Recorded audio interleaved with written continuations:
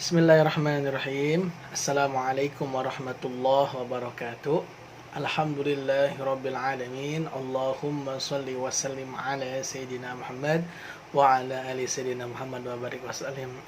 Baik, gimana kabarnya anak-anakku di rumah? Mudah-mudahan dalam keadaan sehat selalu dan segala urusan orang tuanya, khususnya pekerjaannya, dilancarkan oleh Allah Subhanahu wa taala. Pada kesempatan ini, anak-anakku kelas 4 khususnya, dan umumnya buat siapapun juga, buat kita boleh belajar dan khususnya kelas 4, mari kita belajar bab selanjutnya. Pertemuan yang lalu kita belajar beriman kepada siapa ya? Beriman kepada Allah Subhanahu wa taala dan Asmaul Husnanya dan nama-nama baiknya. Pada minggu ini, pada kesempatan ini adalah judul baru, yakni beriman kepada Rasul atau para nabi. Bagaimana beriman kepada Rasul dan para nabi? Yang pertama kita harus tahu dulu nih, ada berapa rukun iman? Ada yang tahu di rumah anak-anakku? Ada 6. Nah, rukun iman kepada nabi ada berapa? Ada yang keberapa? Ayo. Yang keempat. Jadi yang keempat adalah rukun iman percaya kepada rasul-rasul dan nabi-nabi utusan Allah Subhanahu wa taala. Jadi nabi itu jumlahnya banyak. Namun yang harus kita ketahui dan wajib ketahui ada berapa? Anak-anakku di rumah ada 25 nabi. Dan anak-anakku harus hafal nih, ya. Harus hafal 25 nabi. Kalau udah hafal kan enak belajarnya. Bener gak? Bener ya. Jadi anak-anakku di rumah dihafalkan nama urutan yang wajib kita ketahui, nama rasul dan nabi itu ada 25. Kemudian yang sekarang nih, nabi siapa yang terakhir? Jadi yang terakhir adalah nabi utusan Allah, yakni Nabi Muhammad SAW. Apa bedanya nabi dan rasul? Ada yang tahu di sini, anak-anakku? Apa bedanya nabi dan rasul? Jadi nabi dan rasul itu beda, cuman bedanya sedikit. Kalau nabi itu belum tentu rasul.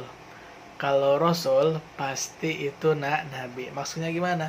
Kalau nabi diberikan wahyu untuk dirinya sendiri atau untuk pribadinya. Tapi kalau rasul, Allah beri wahyu, Allah beri risalah, Allah beri kitab, maka itu untuk seluruh umatnya atau seluruh pengikutnya, begitu ya.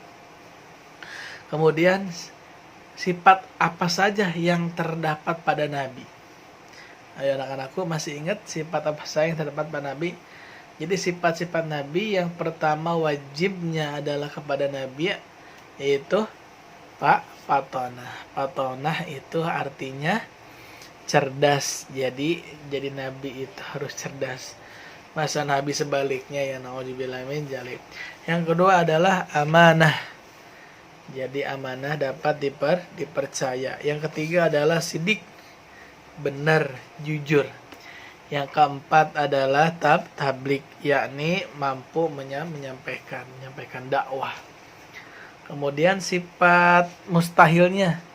Kira-kira apa nih sifat mustahil bagi nabi? Sifat yang tidak boleh ada pada nabi itu apa? Yang pertama adalah baladah atau jahil, yakni bodoh. Itu nggak ada pada nabi itu.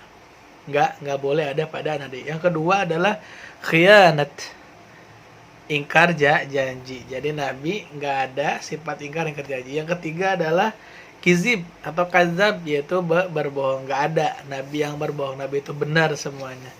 Dan kebenaran itu atas bimbingnya dan wahyu dari Allah Subhanahu wa taala. Yang keempat adalah khitman. Apa khitman? Menyembunyikan. Jadi wahyunya, dalilnya disembunyikan, enggak. Yang nabi itu tabligh, menyampaikan semua yang diajarkan oleh Allah Subhanahu wa taala melalui malaikat Jibril. Begitu anak-anakku. Dan juga sifat nabi itu ada yang namanya sifat jaiz. Seperti kelayaknya manusia umum seperti kita. Apa itu maksudnya? merasa lapar, haus, lelah, ngantuk, dan lain-lain. Tapi tetap Nabi dan Rasul itu dijaga daripada perbuatan keji, maksiat, atau perbuatan yang buruk. Selalu perbuatannya yang baik seperti itu. Ya, mudah-mudahan anak-anakku bisa paham, mengerti tentang makna mempercayai para Rasul dan para Nabi. Kemudian apa tugas para Nabi dan Rasul? Apa kira-kira? Yang pertama adalah pembawa ajaran tauhid. Jadi bahwasanya yang pertama pembawa ajaran tauhid untuk beribadah menyembah kepada Allah Subhanahu wa taala. Yang kedua adalah pembawa kabar gembira bagi siapa? Bagi orang yang taat, patuh, dan selalu bersyukur kepada Allah Subhanahu wa taala. Kabar gembira. Yang ketiga adalah pemberi peringatan bagi manusia yang ingkar. Jadi kalau ada manusia yang gak taat, gak ibadah, maka Nabi tugasnya mengasih kabar. Jangan seperti itu, nggak boleh. Harus taat pada Allah Subhanahu wa taala. Yang keempat adalah membina akhlak manusia. Wa ma arsalnaka illa rahmatan lil alamin. Dan tidaklah Allah utus Nabi Muhammad kecuali untuk menyempurnakan akhlak yang mulia. Kemudian, bagaimana cara beriman kepada Nabi dan Rasul? Bagaimana caranya? Yang pertama adalah tidak membeda-bedakan antara Nabi satu dan Nabi yang lain. Maksudnya apa? Maksudnya semuanya Nabi dan Rasul itu benar-benar utusan dari Allah Subhanahu wa taala. Dan benar-benar orang-orang pilihan. Yang kedua adalah mengikuti ajarannya.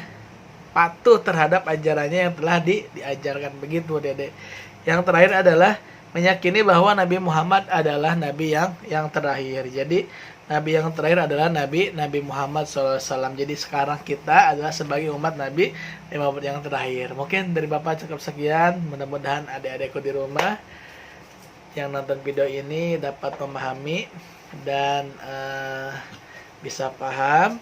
Kemudian mengenal lebih jauh lagi siapa itu Rasul dan siapa itu Nabi. Dan untuk anak-anakku di rumah mudah-mudahan sehat selalu. Dan jangan lupa video Bapak, channel Bapak di like dan di subscribe. Terima kasih, mohon maaf apabila ada yang kurang yang salah. Karena kita manusia biasa, pasti ada yang kurang dan pasti ada yang salah. Tapi kebenaran itu doanya dari Allah Subhanahu wa taala. Sekian, terima kasih dan Allah yakum ajmain wa bihi hidayah. Wassalamualaikum warahmatullahi wabarakatuh. Semangat aku.